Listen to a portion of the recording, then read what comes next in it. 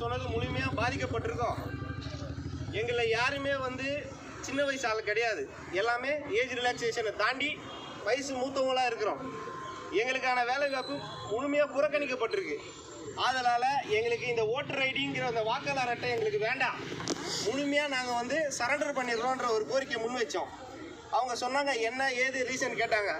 இந்த மாதிரி நம்ம என்னென்ன நடந்தது, என்னென்ன பண்ணியிருக்கோம், ஏன் வேலை வாய்ப்பு கொடுக்காத இருக்காங்கன்ற மாதிரி அவங்களே கேள்வி ரைஸ் பண்ணாங்க.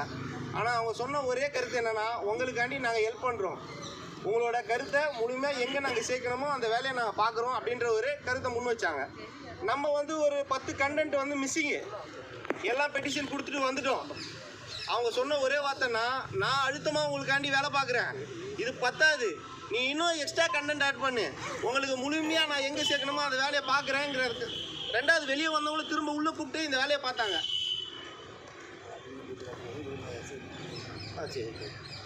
அதனால் நம்ம திரும்ப எலெக்ஷன் கமிஷனுக்கு எல்லாம் நீங்கள் கிளம்பிட்டீங்க. 1 hour நான் அங்கேயே தான் இருந்தேன்.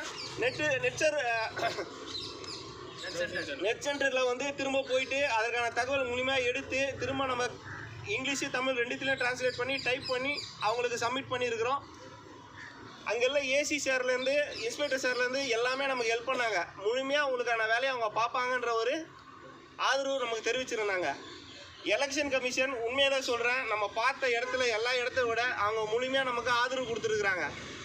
உங்கள் சொன்ன கருத்து கடைசியாக என்னன்னா, இந்த வேலை மிக விரைவில் உங்களுக்கான வேலை இப்பயே ப்ரொசீஜர் ஸ்டார்ட் பண்ணானே எங்கள் முன்னாடியே சைன் பண்ணி அதை வந்து அட்டாச் பண்ணி எங்கே அனுப்பணுமோ அதை அனுப்பியிருக்கிறாங்க. சைன் பண்ண காப்பி என்கிட்ட இருக்குது.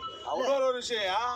இந்த மாதிரி யாராவது வரமாட்டாங்களான்னு நாங்கள் ஏங்கிட்டு இருந்தோம். நாங்கள் அந்த அம்மா சொன்ன ஒரே வார்த்தை, இந்த மாதிரி யாராவது சீனியர் எலெக்ஷன் கமிஷன் ஆஃபீஸர் உங்கள் அக்காவாவோ நினச்சிக்கோங்க, உங்கள் அம்மாவோ நினச்சிக்கோங்க, உங்களுக்கான வேலை கண்டிப்பாக நான் பண்ணுறேன்.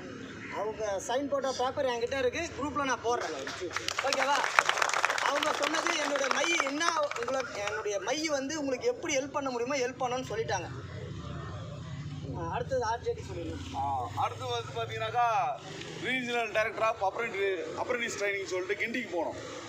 அங்கே போய் உட்காந்துமே அவர் என்ன சொல்லிட்டாருனாக்கா, இல்லைங்க என்னால் இதெல்லாம் வந்து சாத்தியம் கிடையாது, என்னுடைய வேலை சர்டிஃபிகேட் கொடுக்க மட்டும்தான் எங்களுடைய வேலை அப்படின்ற மாதிரி தகவல் பேசினார். அதுக்கப்புறம் நம்மளுடைய வாக்குவாதம் எல்லாமே வைக்கும்போது கடைசியில் அவர் என்ன சொல்கிறாருனாக்கா, என்னுடைய டிபார்ட்மெண்ட்டுக்கு, அதாவது லேபர் ஆஃப் எம்ப்ளாய்மெண்ட் டைரக்டர் இருக்கு இல்லையா, அந்த மினிஸ்ட்ரிக்கு நான் அனுப்பிச்சிடுறேன், அங்கேருந்து உங்கள் ரயில்வே போர்ட்டுக்கு நான் புஷ்அப் நான் பண்ணி கொடுத்துட்றேன். புரிஞ்சுதுங்களா?